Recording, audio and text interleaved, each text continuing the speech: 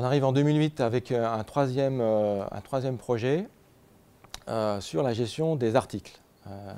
Un début de master data management sur la notion d'article, alors article au sens large, hein, article produit fini, produit intermédiaire, produit acheté.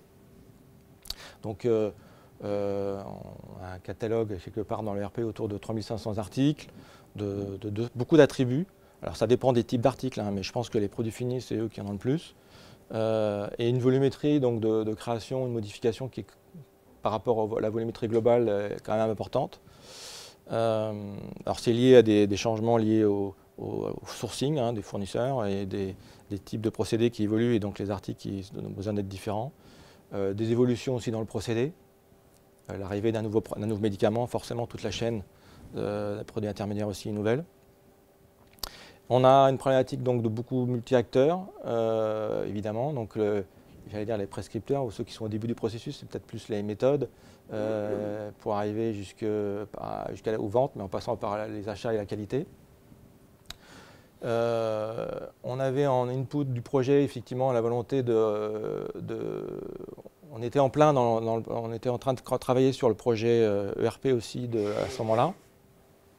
Et donc on avait besoin de mettre à plat le processus en amont de la saisie des articles dans l'ERP. C'est-à-dire effectivement, aujourd'hui c'est très papier, c'est très par mail, c'est très par des réunions. Et d'un autre côté, dans l'ERP, mettre à jour 200 articles, il faut que ça soit structuré. Il ne faut pas que ça soit une personne qui va dans cette fiche pour mettre à jour deux articles, deux attributs, une autre personne qui va mettre à jour tel autre, etc. Donc il y avait des règles de gestion aussi, au sens donné aussi à structurer. Et donc c'est pour couvrir ces différents besoins, on a effectivement décidé de mettre en œuvre W4 aussi pour cette saisie en amont donc des données dans l'ERP, donc dans le même circuit qu'a décrit M. Bonnet tout à l'heure.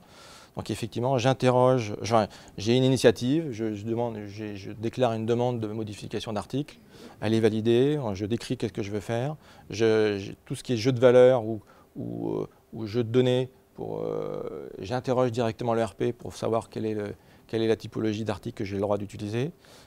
Et ça va passer d'étape en étape et dans les différents services pour arriver à la fin du workflow à une mise à jour automatisée de l'ensemble de ces 200 articles dans la fiche ERP. Et donc quelque part, la charge qu'il y avait d'administration précédemment, donc OK, j'ai dans un mail ou j'ai dans un document tous les 200 articles et je dois les saisir, cette étape-là était complètement automatisée. Donc avec les gains aussi de risque d'erreur, de recopie, etc., qui est canalisé par ce flux amont, où on a plusieurs étapes de validation des données qu'on va saisir.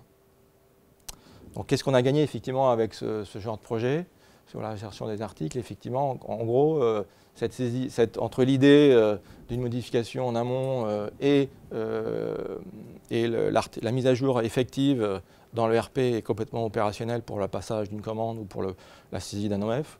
On a divisé en gros le temps par deux en supprimant ces réunions de validation, en supprimant ces ruptures qu'il pouvait y avoir entre passage d'action entre acteurs. Et puis l'autre gros élément aussi, je pense, peut-être encore plus important, c'est cette fiabilisation de l'entrée des données à l'ERP. Hein, effectivement, par cette étape effectivement de saisie progressive des données et de validation progressive, ben on peut avoir une quasi 100% sûr que ce qu'on a saisi dans l'ERP est conforme à ce qui est vraiment attendu par les métiers et pas se retrouver en saisie de commande à dire ah, non mais effectivement le flux est orienté dans une mauvaise façon parce que un attribut n'était pas correctement saisi, il y a eu un bug métier quelque part.